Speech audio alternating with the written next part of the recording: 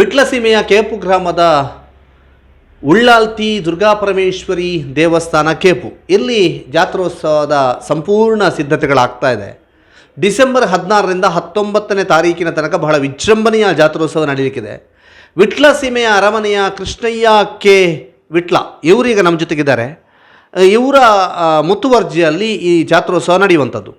ಏನು ಈ ಜಾತ್ರೆಯ ವಿಶೇಷ, ಯಾವ ರೀತಿಯಾದಂಥ ಸಂಭ್ರಮ ಇಲ್ಲಿ ಇರುತ್ತೆ ಅನ್ನುವಂಥದ್ದು ಕೇಳಬೇಕು. ಸರ್, ಕಜಂಬು ಉತ್ಸವ ಅಥವಾ ಜಾತ್ರೋತ್ಸವ ಅಂತ ಕರೀತಾರೆ, ಬಹಳ ಫೇಮಸ್ಸು ಕೂಡ ಹೌದು ಕೇಪು ಜಾತ್ರೆ. ಏನು ವಿಶೇಷತೆ? ವಿಟ್ಲ ಸೀಮೆಯಲ್ಲಿ 16 ದೇವಸ್ಥಾನ ಇದೆ, ವಿಟ್ಲ ಅರಮನೆಗೆ ಸಂಬಂಧಪಟ್ಟಂಥದ್ದು. ಅದರಲ್ಲಿ ಮುಖ್ಯವಾದದ್ದು ಅಂತ ಹೇಳಿದರೆ ವಿಟ್ಲ ಸೀಮೆಯ ಶ್ರೀ ದುರ್ಗಾಪರಮೇಶ್ವರಿ ಉಳ್ಳಾಲ್ತಿ ಅಮ್ಮನವರ ದೇವಸ್ಥಾನ ಜಾತ್ರೆ. ಅದು ವಿಟ್ಲ ಕೇಪು ಜಾತ್ರೆ ಅಂತ ಹೇಳಿದರೆ ಕಜಂಬು ಜಾತ್ರೆ ಅಂತ ಹೇಳಿ ಹೆಸರುವಾಸಿಯಾದಂಥ ಒಂದು ಜಾತ್ರೆ. ಇದು ಮಕ್ಕಳ ಜಾತ್ರೆ ಅಂತಲೇ ಹೆಸರುವಾಸಿ. ಇದು ಯಾಕೆ ಅಂತ ಹೇಳಿದರೆ, ತಾಯಿ ಹತ್ರ ಹೋಗಿ ನಾವು ಕೇಳಿಕೊಂಡಾಗ ಆ ತಾಯಿ ನಮಗೆ ಯಾವುದೇ ಒಂದು ಕೇಳುವಾಗ ಇಲ್ಲ ಅಂತ ಹೇಳುವಂಥ ತಾಯಿ ಅಲ್ಲ. ಇದು ಮಕ್ಕಳ ಸಂತಾನ ಭಾಗ್ಯಕ್ಕೆ ಬೇಕಾಗಿ ಇಲ್ಲಿ ಮಕ್ಕಳನ್ನು ಕೇಳಿಕೊಂಡಾಗ ಆ ಮಕ್ಕಳ ಸಂತಾನ ಭಾಗ್ಯ ಕೊಟ್ಟರೆ ಅವರಿಗೆ ಕೊಂಬು ವಾದ್ಯದಲ್ಲಿ ಕಜಂಬು ಮಾಡಿಸ್ತೇವೆ ಅಂತೇಳಿ ಹೇಳುವ ಒಂದು ಪದ್ಧತಿ ಈಗಲೂ ಇದೆ. ಆ ಒಂದು ಪದ್ಧತಿ ಈಗ ನಡೆದುಕೊಂಡು ಬಂದಿದೆ. ಕಜಂಬು ಜಾತ್ರೆ ಅಂತ, ಮಕ್ಕಳ ಜಾತ್ರೆ ಅಂತ ಹೇಳಿದರೆ ಅದಕ್ಕೆ ಆ ಮಕ್ಕಳನ್ನು ದೇವಿಗೆ ಒಪ್ಪಿಸಿ ಪುನಃ ನಾವು ತೆಕ್ಕೊಂಡುವ ಈ ಜಾತ್ರೆಗೆ ಕಜಂಬು ಜಾತ್ರೆ ಅಂತೇಳಿ ಪ್ರತೀತಿ. ಅದನ್ನು ಈಗ ಸಂಕ್ರಮಣ ಧನು ಸಂಕ್ರಮಣದಿಂದ 5 ದಿವಸದವರೆಗೆ ಜಾತ್ರೆ ನಡೀತದೆ. ಧನು ಸಂಕ್ರಾಂತಿಯ ದಿವಸ ಕೊಡಿ ಏರಿದರೆ ಮರು ದಿವಸ ನಡೆಯುವಂಥ ಕಜಂಬು ಜಾತ್ರೆ. ಆ ನಂತರ 5 ದಿವಸದವರೆಗೆ ಜಾತ್ರೆ ನಡೀತದೆ. ಇದು ಕೇಪು ಜಾತ್ರೆ ಅಂತೇಳಿ ವಿಶೇಷವಾಗಿ ನಾವೆಲ್ಲರೂ ಹೇಳುವಂಥ ಒಂದು ಜಾತ್ರೆ. ಕೇಪು ಜಾತ್ರೆ ಅಂತಂದಾಗ ನಾವು ಜಾತ್ರೆ ಅಥವಾ ಇನ್ನಿತರ ಸಂಭ್ರಮ ಅಂತಂದಾಗ ನಮಗೆ ಒಂದು ಯಂಗ್ಸ್ಟರ್ಸಿಗೆ ಹೊಂದಿರುವಂಥದ್ದು ಏನು ಗೊತ್ತುಂಟ, ಈ ಸಂತೆ ತಿರುಗುವುದು ಅಥವಾ ತೊಟ್ಟಿಲಲ್ಲಿ ಕೂತ್ಕೊಳ್ಳೋದು, ಇದೆಲ್ಲ ಸಂಭ್ರಮಾಚರಣೆ. ಆದರೆ ಕೇಪು ಜಾತ್ರೆಯಲ್ಲಿ ಸಂತೆ ಇಲ್ಲ. ಇದಕ್ಕೆ ಕಾರಣ ಏನು? ಅಂದರೆ ಒಂದು ಹಿಂದಿನಿಂದಲೂ ಬಂದಂಥ ಕ್ರಮ ಇದು. ಆ ದೇವಸ್ಥಾನದಲ್ಲಿ ಯಾವುದೇ ಒಂದು ವ್ಯವಹಾರಗಳು ನಡೆಯುತ್ತಿರಲಿಲ್ಲ. ಅದು ಮುಂದೆ ಇಡೀ ಗ್ರಾಮಕ್ಕೆ ಸಂಬಂಧ, ಆ ಜಾತ್ರೆಯ ಒಂದು ವ್ಯಾಪ್ತಿಗೆ ಸಂಬಂಧಪಟ್ಟ, ಅಂದರೆ ಅಲ್ಲಿ ಒಂದು 2-3 ಕಿಲೋಮೀಟರ್ನ ಹತ್ತಿರಕ್ಕೆ ಯಾವುದೇ ಒಂದು ಅಂಗಡಿ ಇಟ್ಟು ವ್ಯಾಪಾರ ಮಾಡೋದಿಲ್ಲ. ಅದೇ ಕಾರಣ ಬಂದಿರಬಹುದು. ಒಂದನೇದಾಗಿ ಜಾತ್ರೆ ಇಲ್ಲಿ ಒಂದು ಮಗುವನ್ನು ಕಜಂಬು ಮಾಡಿಸುವಾಗ ಆ ಕಜಂಬಿಗೆ ಒಂದು ಶುದ್ಧಾಚಾರದಲ್ಲಿ ಇರಬೇಕು ಅಂತ ಹೇಳಿ ಇದ್ದ ಕಾರಣ ಅಲ್ಲಿ ಮಕ್ಕಳು ಕಜಂಬಿನ ಇಡೆಯಲ್ಲಿ ಹೋಗಿ ತಿಂದು ಏನಾದರೂ ಬರ್ಬೋದು ಅಂತ ಒಂದು ಕ್ರಮ ಸಹ ಆಗಿರ್ಬೋದು. ಅಂತೂ ಆ ದೇವಸ್ಥಾನದಲ್ಲಿ ಕೊಟ್ಟುಕೊಳ್ಳುವ ಒಂದು ವ್ಯವಹಾರಗಳು ಯಾವುದೇ ನಡೆಯುವುದಿಲ್ಲ. ಅದು ಹಾಗೆ ಮುಂದುವರೆದುಕೊಂಡು ಬಂದಿರ್ಬೋದು ಅಂತೇಳಿ ಒಂದು ನಮ್ಮ ಅಭಿಪ್ರಾಯ. ಅದು ಈ ಕೊಂಡುಕೊಳ್ಳುವಂತಹ ವ್ಯವಹಾರ ಮಾಡಿದರೆ ತೊಂದರೆ ಆಗ್ತದೆ ಅನ್ನೋಂಥ ನಂಬಿಕೆ ಇದೆಯಾ? ಅದು ಖಂಡಿತವಾಗಿಯೂ ಉಂಟಲ್ಲಿ. ಅದು ಯಾರಿಗೂ ಎಲ್ಲರಿಗೂ ಹೆದರಿಕೆ ಇದೆ ಆ ದೇವರ ಬಗ್ಗೆ, ಆ ಜಾಗೆಯ ಒಂದು ಕೇಪಿನ ಕ್ಷೇತ್ರದ ಬಗ್ಗೆ ಅಷ್ಟು ಹೆದರಿಕೆ ಇದೆ. ಆದ ಕಾರಣ ಅಲ್ಲಿ ಯಾವುದೇ ವ್ಯವಹಾರಗಳನ್ನು ಮಾಡೋದಿಲ್ಲ.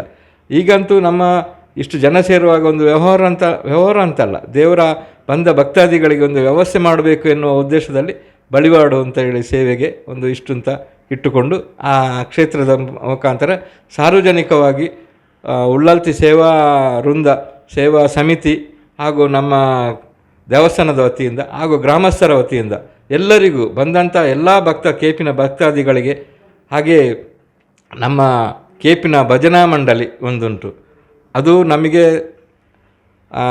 ಮೊದಲಿಂದಲೂ ಅದಕ್ಕೆ ಭಜನಾ ಮಂಡಳಿ ಯಾವಾಗ ಹುಟ್ಟಿತೋ ಅದರ ನಂತರ ದೇವಸ್ಥಾನಕ್ಕೆ ಮತ್ತು ಆ ಒಂದು ನಮ್ಮ ಜಾತ್ರೆಯ ಯಾವುದೇ ಕ್ಷೇತ್ರದಲ್ಲಿ ಯಾವುದೇ ಇದಿರ್ಬೋದು, ಕಾರ್ಯಕ್ರಮಗಳಿರ್ಬೋದು, ಆ ಭಜನಾ ಮಂಡಳಿಯವರ ಸಹಕಾರ ಯಾವತ್ತೂ ನಮಗೆ ಅವರ ಸೇವೆಯನ್ನು ನಾವು ಯಾವತ್ತೂ ಮರೀಲಿಕ್ಕಿಲ್ಲ. ಅಂಥ ಒಂದು ಸೇವೆಯಿಂದಾಗಿ ಇವತ್ತು ಸಾವಿರಾರು ಜನಕ್ಕೆ ಅನ್ನದಾನದ ವ್ಯವಸ್ಥೆಯನ್ನು ಎಲ್ಲರೂ, ಆ ಗ್ರಾಮಸ್ಥರು, ಭಜನಾ ಮಂಡಳಿಯವರು, ಸೇವಾ ಸಮಿತಿಯವರು ಎಲ್ಲರೂ ಸೇರಿಕೊಂಡು, ಅಂದರೆ ಹಿಂದಿನ ಕಾಲದಲ್ಲಿ ಹೇಗಿತ್ತು ಅಂತ ಹೇಳಿದರೆ ಅರಮನೆಯಿಂದಲೇ ಕಜಂಬಿಗೆ ಬಂದಂಥ ಒಂದು ಭಕ್ತಾದಿಗಳಿಗೆ ಕೆಲವು ಮನೆ ಉಂಟಲ್ಲಿ, ಸೀಮಿತವಾದ ಮನೆ, ಅವರಿಗೆ ಊಟ ಹಾಕಬೇಕು ಅಂತೇಳಿ ಅವರಿಗೆ ಅಕ್ಕಿ ತೆಂಗಿನಕಾಯಿ ಎಲ್ಲ ಕೊಟ್ಟು ಊಟ ಹಾಕ್ಸಿದ್ದರು. ಅಲ್ಲಿ ಯಾಕೆ ಅಂದರೆ ಅಲ್ಲಿ ಬೇರೆ ಯಾವುದೇ ಬಂದಂಥ ಭಕ್ತಾದಿಗಳಿಗೆ ನೀರಿನ ವ್ಯವಸ್ಥೆ, ಬಾಯಾರಿಕೆ ವ್ಯವಸ್ಥೆ ಏನಿರಲಿಲ್ಲ. ಆವಾಗ ಅಂಥ ಮನೆಗಳಿಗೆ ಹೋಗಿ ಅಲ್ಲಿ ಊಟ ಮಾಡಿ ಹೋಗಬೇಕು ಅನ್ನೋ ಒಂದು ಉದ್ದೇಶ ಇತ್ತು. ಅವರು ಅರಸರ ಅಂತ ಒಂದು ವ್ಯವಸ್ಥೆ ಮಾಡಿದರು. ಈಗ ಕಾಲಾಂತರದಲ್ಲಿ ಅದೆಲ್ಲ ಚೇಂಜ್ ಆಗಿ ಈಗ ಎಲ್ಲರ ಭಕ್ತಾದಿಗಳ ವ್ಯವಸ್ಥೆಯಲ್ಲಿ ಎಲ್ಲರೂ ಸೇರಿಕೊಂಡು ದೇವಸ್ಥಾನದವರ ನಮ್ಮ ಅರಮನೆಯವರ ಮುತುವರ್ಜಿಯಲ್ಲಿ ಎಲ್ಲ ಒಂದು ಚಂದದ ರೀತಿಯಲ್ಲಿ ನಡೀತಾ ಇದೆ. ಓಕೆ, ಈ ಕೇಪು ದೇವಸ್ಥಾನದ ಜಾತ್ರೋತ್ಸವದ ಸಮಯದಲ್ಲಿ ಧಾರ್ಮಿಕ ವಿಧಿವಿಧಾನಗಳು, ಆನಂತರ ನೇಮೋತ್ಸವ, ಕೋರ್ದ ಕಟ್ಟ ಎಲ್ಲ ನಡೀತದೆ ಅನ್ನುವಂಥ ಮಾಹಿತಿ ಇದೆ. ಏನೆಲ್ಲ ನಡೀತದೆ? ಶುರುವಿಗೆ ನಾಡದು ಡಿಸೆಂಬರ್ 6ನೇ ತಾರೀಕಿಗೆ ಆಜ್ಞೆ ಅಂತ ಹೇಳ್ತಾರೆ. ಇದು ಕಜಂಬು ಉತ್ಸವದ ಕೇಪು ಜಾತ್ರೆಯ ಪ್ರಥಮ ಒಂದು ಕಾರ್ಯಕ್ರಮ, ಧಾರ್ಮಿಕ ಕಾರ್ಯಕ್ರಮ. ಅಂದರೆ ಕೇಪು ಕ್ಷೇತ್ರದಲ್ಲಿ ಮಧ್ಯಾಹ್ನದ ಪೂಜೆ ಆಗುವಾಗ ಗುರಿಕಾರಗಳೆಲ್ಲ ಸೇರಿ ಅಲ್ಲಿ ಪ್ರಾರ್ಥನೆ ಮಾಡಿ, ಇಂಥ ದಿವಸ ನಾಡ್ದು ಕೇಪು ಜಾತ್ರೆ ನಡೀತದೆ, ಅದನ್ನು ಚಂದದಲ್ಲಿ ನಡೆಸಿಕೊಡ್ಬೇಕು ಅಂತೇಳಿ ದೇವರಲ್ಲಿ ಪ್ರಾರ್ಥನೆ ಮಾಡಿ, ಆನಂತರ ಅರಮನೆಗೆ ಬಂದು ಅರಮನೆಯಿಂದ ಅರಸರ ಒಪ್ಪಿಗೆ ಪಡೆದುಕೊಂಡು ಆಜ್ಞೆ ಅಂತ ಹೇಳ್ತಾರೆ ಈ ಪದ್ಧತಿಗೆ. ಅರಮನೆಯ ಅರಸರ ಮುದ್ರೆಯನ್ನು ಒತ್ತಿ ಒಂದು ಓಳೆಯಲ್ಲಿ, ಈಗಲೂ ಆ ಕ್ರಮ ಉಂಟು, ತಾಳಿಗರೆಯಲ್ಲಿ ಎಲ್ಲ ಗ್ರಾಮಸ್ಥರಿಗೆ 16 ಗ್ರಾಮಗಳಿಗೆ ಪಟ್ಟಿ ಹೋಗುವುದು ಅಂತೇಳಿ ತಾಳೆಗರಿಯಲ್ಲಿ ಬರೆದು ಅದರಲ್ಲಿ ಅರಸರ ಸಹಿ ಹಾಕಿ, ಇಂಥ ದಿವಸ ಕೊಡಿ ಇರ್ತದೆ, ಮರುದಿವಸ ಕಜಂಬು, ಇಂಥ ಈ ಎರಡೂ ಕಾರ್ಯಕ್ರಮಗಳಿಗೂ ನೀವೆಲ್ಲರೂ ಬಂದು ಚಂದಗಾಣಿಸಿಕೊಡ್ಬೇಕು ಕಾರ್ಯಕ್ರಮವನ್ನು ಅಂತೇಳಿ ಅರಸರು ಓಳೆ ಕಳಿಸೋದು ಎಲ್ಲ ಗ್ರಾಮಸ್ಥರಿಗೆ. ಅದು ಹಿಂದಿನಿಂದ ನಡೆದದ್ದು ಈಗಲೂ ನಡೀತಾ ಇದೆ. ಆ ಆಜ್ಞೆ ಅಂತೇಳಿ ಅಲ್ಲಿಂದ 6ನೇ ತಾರೀಕಿಗೆ ಪ್ರಾರಂಭ ಆದರೆ ಮತ್ತು ನಲ್ಪಗಳು ಅಂತ ಹೇಳ್ತಾರೆ. ಅದರ ನಂತರ ಅವರು ಅರಮನೆಯಿಂದ ಹೊರಟು ಎಲ್ಲ ನಮ್ಮ ಸೀಮೆಯ ಗ್ರಾಮದಲ್ಲಿ ಹೋಗಿ ಅದಕ್ಕೆ ಅಂದರೆ ಕಜಂಬು ಜಾತ್ರೆಗೆ ಬೇಕಾಗುವ, ಕಜಂಬು ಜಾತ್ರೆಯಿಂದ ಕೊಡಿ ಏರುವ ದಿವಸದಿಂದ ಕೊಡಿ ಇಳಿಯುವ ದಿವಸದವರೆಗೆ ಕೆಲವು ಧಾರ್ಮಿಕ ಕಾರ್ಯಕ್ರಮಗಳಿದೆ. ಅದಕ್ಕೆ ಬೇಕಾಗುವ ವಸ್ತುಗಳನ್ನೆಲ್ಲ ಇಡೀ ಗ್ರಾಮದಲ್ಲಿ ಸುತ್ತಾಕಿ ತರಬೇಕು. ಅವರು ಇಂತಿಂಥ ದಿವಸ ಇಂತಿಂಥ ಗ್ರಾಮಕ್ಕೆ ಹೋಗಿ ಇಂಥ ಸಾಮಗ್ರಿ, ಅಡಿಕೆ, ಹಾಳೆ, ಕಂಗಿನ ಹಾಳೆ ಮತ್ತು ಹಾಗೆ ಅಂಥ ವ್ಯವಸ್ಥೆಗಳುಂಟು, ಅದನ್ನು ತರಬೇಕು. ಆ ಒಂದು ವ್ಯವಸ್ಥೆಯಲ್ಲಿ ಹೀಗೆ ಹೋಗಿ ಅವರು ತಂದು ಮತ್ತು ಮರುದಿವಸ ಕೊಡಿ ಇರ್ತದೆ 16ನೇ ತಾರೀಕಿಗೆ. ಅದರ ಮೊದಲಿನ ದಿವಸ ಅಂಗನ ಕೊಟ್ಟು ಅಂತ ಹೇಳ್ತಾರೆ. ಅಂಗನ ಕೊಟ್ಟು ಅಂದರೆ ಆ ನಲ್ಪಗಳು ಬಂದ ನಂತರವೇ ಅಲ್ಲಿಗೆ ಜಗಳಿಗೆ ಅಂದರೆ ಅಂಗನಕ್ಕೆ ಕೊಟ್ಟು ಹಾಕೋದು, ಹಾರೆಯಲ್ಲಿ ಇದು ಕ್ಲೀನ್ ಮಾಡ್ಬೇಕಂತ. ಈಗ ಎಲ್ಲ ಕಾಂಕ್ರೀಟ್ ಆದ ಕಾರಣ ಅದೆಲ್ಲ ಇಲ್ಲ. ಈಗ ಮುಂದೆ ಆದರೆ ಅದರ ನಂತರವೇ ಅಲ್ಲಿ ಹಾಗೆ ಇದು ಕ್ಲೀನ್ ಮಾಡಬೇಕು, ಇದು ಸ್ವಚ್ಛತೆ ಮಾಡಬೇಕು ಅಂತ ಲೆಕ್ಕ. ಈಗ ಅಲ್ಲಿ ಯಾಕೆ ಆಗಿ ಬಂತು ಅಂತ ಹೇಳಿದರೆ, ಇದರ ಹಿಂದಿನ ಕಥೆ ಅಂತ ಅಂದರೆ ಅದು ನಿಧಿ ಇರುವ ಜಾಗೆ ಅಂತೇಳಿ, ಕೇಪು ಅಂತ ಹೇಳಿದರೆ ನಿಧಿ ಇರುವ ಜಾಗೆ, ಅದನ್ನು ಬಂದು ತೆಗೆದ್ರು. ಆ ನಿಧಿಯನ್ನು ತೆಗಿಬೇಕು ಅಂತೇಳಿ ಅರಮನೆಯಿಂದ ಒಂದು ಅರಸರ ಆಜ್ಞೆಯಂತೆ ಜನ ಬಂದು ಅವರ ಆಳುಗಳು ಬಂದು ತೆಗೆಯುವಾಗ ಅವರು ಮಾಯ ಆದರು ಅಂತ ಹೇಳುವ ಒಂದು ಹಿಂದಿನ ಕಥೆ ಅದಕ್ಕೆ. ಹಾಗೆ ಈಗ ಅದರ ಪರವಾಗಿ 4 ಜನ ನಲ್ಪಗಳು ಅಂತ ಹೇಳ್ತಾರೆ, ಅವರು ಬಂದು ಇಲ್ಲಿಯ ಜಾತ್ರೆಯ ಕೆಲಸವನ್ನೆಲ್ಲ ಮಾಡೋದು ಅವರು ಬಂದು ಆ ಕೆಲಸ ಮಾಡ್ತಾರೆ. ಧನು ಸಂಕ್ರಾಂತಿಯ ದಿವಸ ಕೊಡಿ ಏರಿದರೆ ಮರು ದಿವಸ ನಡೆಯುವಂಥದ್ದೇ ಕಜಂಬು ಜಾತ್ರೆ. ಆ ನಂತರ 3 ದಿವಸ ತಂಬಿಲಾದಿಗಳೆಲ್ಲ ನಡೆದು 5ನೇ ದಿನ ಕೊಡಿ ಇಳಿಯುವ ಜಾತ್ರೆ. ಹಾಗೆಂತೇಳಿ ಇಲ್ಲಿ ಜಾತ್ರೆ ಅಂತೇಳುವ ಒಂದು ಕಜಂಬು ಜಾತ್ರೆಯ ದಿವಸ ಮಾತ್ರ ಇಲ್ಲಿ ಒಂದು ಜನಸಂದಣಿ ಕಾಣ್ತದೆ. ಒಂದು ಕಡಿಮೆ ಅಂತ ಹೇಳಿದ್ರೆ ಒಂದು 3 ಗಂಟೆ ಹೊತ್ತಿಗೆ ಟೋಟಲಿ ಒಂದು 6 ಗಂಟೆಯಿಂದ 1 ಗಂಟೆವರೆಗೆ ಮಾತ್ರ ಇಲ್ಲಿ ಜಾತ್ರೆ ಒಂದು ದೊಡ್ಡ ಒಂದು ಜಾತ್ರೆಯ ಒಂದು ಸಂಭ್ರಮ ಇರ್ತದೆ. ಆ ನಂತರ 3 ದಿವಸಗಳಲ್ಲಿ ಯಾವುದೇ ತಂಬಿಲಾದಿಗಳು ಮಾತ್ರ ನಡೀತದೆ. ಇಲ್ಲಿ ಜಾತ್ರೆ ಉಂಟಂತ ಕೆಲವರಿಗೆ ಗೊತ್ತಿರಲಿಕ್ಕೂ ಇಲ್ಲ ಅಂಥ ಒಂದು ಸಂದರ್ಭ. ದೈವದ ನೇಮೋತ್ಸವ ನಂತರ. ಆದರೆ ಕಜಂಬಿನ ದಿವಸ ಕಜಂಬು ಅರಸರ ಆಗಮನ ಆಗಿ ಅರಮನೆಯಿಂದ ಬೊಂಡ ಕಾಣಿಕೆಯಾಗಿ ಪ್ರಾರ್ಥನೆ ಆದ ನಂತರ ಕಜಂಬು ನಡೀತದೆ. ಕಜಂಬು ನಡೆದ ನಂತರ ಕಜಂಬಿನ ಅಲ್ಲಿ ಬಂದಂಥ ಕಾಣಿಕೆಗಳನ್ನೆಲ್ಲ ಎಲ್ಲ ಗ್ರಾಮದವರು ಎಲ್ಲ ಸೀಮೆಯವರೆಲ್ಲ ಸೇರಿ ನಾವು ಕಾಣಿಕೆಯನ್ನು ಎಷ್ಟು ಅಂತೇಳಿ ಕಾಣಿಕೆಯನ್ನು ಲೆಕ್ಕ ಮಾಡಿ ಆ ನಂತರ ಒಂದು ವನ ದುರ್ಗೆ ಅಂತೇಳಿ ಒಂದು ದೈವಕ್ಕೆ ನೆರೆ ಹಿಡಿಯುವ ಕಾರ್ಯಕ್ರಮ ಅಂತ ಒಂದು ಉಂಟು ಕಜಂಬಿನ ದಿವಸ. ಆ ಕಜಂಬಿನ ದಿವಸ ನೆರೆಯುಳಿಯುವ ಕಾರ್ಯಕ್ರಮವೇ ವಿಶೇಷವಾಗಿ. ಅದನ್ನು ಕಜಂಬಿನ ಮಕ್ಕಳು ನೋಡಬಾರ್ದು, ಹೆಂಗಸರು ನೋಡಬಾರ್ದು ಅನ್ನೋ ಒಂದು ನಿಯಮ ಇದೆ. ಅದನ್ನೆಲ್ಲ ಅಲ್ಲಿ ಆ ನಲ್ಪಗಳು ಅಂತೇಳುವ ಆಳುಗಳು ಅದನ್ನು ಹೇಳಿಕೊಂಡು ಬರಬೇಕು.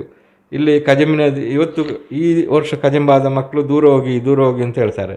ಹಾಗೆ ಹೆಣ್ಣು ಮಕ್ಕಳು ಅದನ್ನು ನೋಡಬಾರ್ದು ಅಂತೇಳಿ. ಹಾಗೆ ಅದು ಸಹ ಹಾಗೆ ಮೂರೇ ಸುತ್ತು. ಆ 3 ಸುತ್ತಿನಲ್ಲಿ ಇಡೀ ಕಜಂಬು ಜಾತ್ರೆ ಮುಗೀತದೆ. ನೇಮದಾಗಿ ಅಲ್ಲಿ ಯಾವುದೇ ಬಾರಣಗಳಾಗಲಿ ಅದಕ್ಕೆ ಅದು ಯಾವುದೇ ಇಲ್ಲ. ಅದು ನೆರೆ ಇಳಿಯುವ ಕಾರ್ಯಕ್ರಮ ಅಂತ ಹೇಳ್ತಾರೆ ಅದಕ್ಕೆ. ಕೋರ್ದಘಟ್ಟದ್ದು ಉಂಟು, ಯಾಕೆಂತಂದರೆ ಕೋರ್ದಘಟ್ಟ ಅಂತಂದ ಕೂಡಲೇ ಜಾತ್ರೆಯ ಕೋರ್ದಘಟ್ಟ ಬಹಳ ವಿಶೇಷ. ಅದು 3 ದಿನಗಳ ಕಾಲ ನಡೆಯುತ್ತೆ. ಹೇಗೆ ಅದು? 3 ದಿವಸ ಅಂತಲ್ಲ, ಕೋಳಿಕಟ್ಟ ಅಂದರೆ ಕೊಡಿ ಇಳಿಯೋ ದಿವಸ. ಈ ಸಲ ಯಾವಾಗ ಬರ್ತದೆ ಅಂತ ಹೇಳಿದ್ರೆ, ಕೊಡಿ ಇಳಿಯೋದು 19 ತಾರೀಕಿಗೆ ರಾತ್ರಿ 12 ಗಂಟೆ ನಂತರ. ಅದು 20ನೇ ತಾರೀಕಿಗೆ ಮಧ್ಯಾಹ್ನ ಇಲ್ಲಿ ದೇವಸ್ಥಾನದ ಪೂಜೆ ಆಗಿ ಕೋಳಿಗುಂಟ ಅಂತ ಹೇಳ್ತಾರೆ. ಅಲ್ಲಿ ಗುರಿಕಾರಗಳೆಲ್ಲ ಸೇರಿ ಪೂಜೆ ಆದ ನಂತರ ಅಲ್ಲಿಯ ಕೋಳಿ ಕಟ್ಟ ನಡೆಯುವಂಥ ಜಾಗೆ ಉಂಟು, ಅಲ್ಲಿ ಹೋಗಿ ಕೋಳಿಗುಂಟ ಹಾಕುವ ಕ್ರಮ. ಇದೆಲ್ಲ ಧಾರ್ಮಿಕವಾದ ವಿಧಿವಿಧಾನಗಳುಂಟು. ಅದಕ್ಕೆ ಆದ ಜನಗಳು ಅದನ್ನು ಮಾಡಿಕೊಂಡು ಹೋಗ್ತಾರೆ. ಅದು 3 ದಿವಸ ಅಂತ ಲೆಕ್ಕ. ಕೊಡಿ ಇಳಿದು 3 ದಿವಸ ಕೋಳಿ ಕಟ್ಟಾಗಿ ಕೋಳಿಯ ಅಂಕ ಆಗಿ ಮರು ದಿವಸ ನೇಮ ಅಲ್ಲಿ. ಅದು ಮಲ್ರಾಯನಿಗೆ ಮತ್ತು ಪಿಲ್ಚಾಮುಂಡಿಗೆ ನೇಮ ನಡೆಯುವುದು. ಅಲ್ಲಿಗೆ ಕಜಂಬು ಜಾತ್ರೆ ಮುಗೀತದೆ.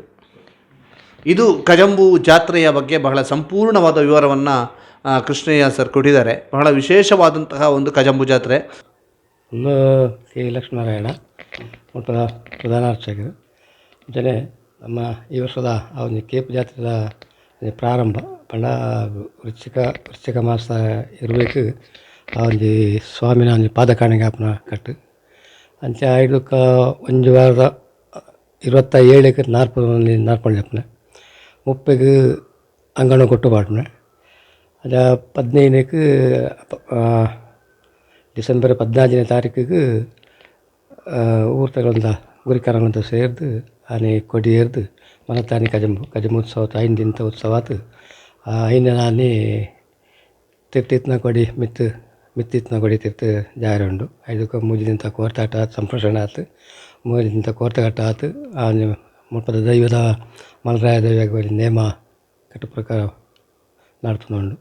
ನಡಪುಂಡು. ಅಂಚನೆ ಈ ಕೇಪು ಜಾತ್ರೆ ಒಟ್ಟು 5 ದಿನ 5 ದಿನ 5 ದಿನ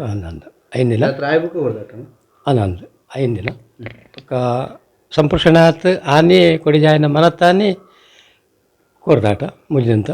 ಕೆಲವು ಸತಿ 4 ದಿನದ ಬರ್ಬೋದು, ಕೆಲವು ಸತಿ 3 ದಿನದ. ಕಜಂಬು ಒಂದು ಬಂಡದ ಕೇಪು ಕಜಂಬು ಒಂದು ಬಂಡ ಭಾರಿ ಒಂದು ಜನಪ್ರಿಯ ಅವು ಪಂಡ ಈ ಜೋಕುಳನ ಒಂಜಿ ಕಜಂಬು ಪಂಡ ಇನಿ ಪುಟ್ಟ ಬಾಲೆಲ್ಲ ಇಲ್ಲಿ ಕೊಡತ್ತು ಕಜಂಬು ಮಾಡ್ಕೋಬೇರು. ಅವು ಜೋಕುಳನ ಕಜಂಬು ಉತ್ಸವ ಅಂತ ಪಂಡ ವೇಂಚ ಕ್ರಮೆಂಚಂಡ ಬಾಲೆನ ಮೇಪದು ಕೊಂಡ್ರು ಬೊಕ ಅಪ್ಪ ಮೇಲೆ ಒಂಜಿ ಪನಿ ತೊಟ್ಟು ಉಂತುಂಡ ಎಡ್ಡೆ ಬೊಕ ಆನೆ ಅರಿತೋಸ್ತು ಆವಂದು ಅನ್ನ ಸಜ್ಜಿಗೆ ಬದಿಲಿ ನಿನ್ನೆ ಆಹಾರ ದೆತ್ತ ನೋಡಿ ಬಳಂತೆ ಉಣ್ಪು ಆನೆ ರಾತ್ರಿ ಮುಲ್ಪ ಆ ಕಜಂಬತ ಜೋಕ್ಲೆಗೆ ಅಪ್ಪಮ್ಮಗೆ ಮುಲ್ಪ ಒಂಜಿ ಪ್ರಸಾದ ಕೊಡ್ತಾರೆ. ಬೊಕ ಕಜಂಬಾದ ಒಂಜಿ ನೀರು ಜಪ್ಪನ ಕ್ರಮ ಉಂಡು. ಆ ಬೂತನು ಪೊಂಜೆ ನಾಕ್ಲು ತೀರ ಬಲ್ಲಿನ ದುಂಬದೆ ಕಟ್ಟು ಪ್ರಕಾರ ಎನಿಕ್ಲ ಎಲ್ಲ ತುಪ್ಪನ ನಿಂತಿ ಅವಾದ ಕಜಂಬಂತ ಆದ ನೀರು ಜತ್ತದಾದ ಪರಪ ಮನತ್ತಾನೆ 5 ದಿನದ 4 ದಿನದ ಕಾರ್ಯಕ್ರಮ ಆದ 5 ಕೊಡಿ ಜಾಪನೆ. ಮುಲ್ತ ಜಾತ್ರದ ಬಾರಿ ವಿಶೇಷ ಸಂತೆ ಇಜ್ಜಿ ಅವು ದುಂಬಡ್ದೆ ಪುರಾ ಕಡೆ ಇದ್ದಿ. ಇಡೀ ನಮ್ಮ ದಕ್ಷಿಣ ಕನ್ನಡ ಜಿಲ್ಲೆಡೆ ಸಂತೆ ದಿನ ಜಾತ್ರೆ ನಮ್ಮ ಕೇಪು ಕಜಂಬು ಉತ್ಸವ. ಕೇಪು ಕಜಂಬು ಜಾತ್ರೆ ಅಂದರೆ ಏನು ಮತ್ತು ಹೇಗೆ ನಡೆಯುತ್ತೆ ಅನ್ನೋದನ್ನು ಬಹಳ ವಿಸ್ತೃತವಾಗಿ ಹೇಳಿದರು. ಡಿಸೆಂಬರ್ 16ರಿಂದ 19 ತನಕ, 19 ನಂತರ ಕೋರಿದಘಟ್ಟ ಮತ್ತು ನೇಮೋತ್ಸವ ಎಲ್ಲವೂ ಕೂಡ ಬಹಳ ವಿಜೃಂಭಣೆಯಿಂದ ನಡೀಲಿಕ್ಕಿದೆ. ಈ ಕಜಂಬು ಜಾತ್ರೆಯ ಸಂದರ್ಭದಲ್ಲೂ ಕೂಡ ನಾವು ಬೇರೆ ವರದಿಯನ್ನು ಮಾಡ್ತೇವೆ. ಇದೀಗ ಕಜಂಬು ಜಾತ್ರೆಯ ಮುಂಚಿತವಾಗಿ ಈ ವರದಿ ಪ್ರಕಟ ಆಗ್ತಾ ಇದೆ. ನಾಗೇಂದ್ರ ರೈ ಜೊತೆಗೆ ದಾಮೋದರ್ ದೊಂಡೋಲೆ, ಸುದ್ದಿ ನ್ಯೂಸ್, ವಿಟ್ಲ.